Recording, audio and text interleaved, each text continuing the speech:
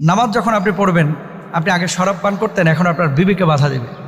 নামাজ যখন নিয়মিত করবেন, সুদ আগে খেতেন, এখন আপনার বিবেকে বাধা দিবে।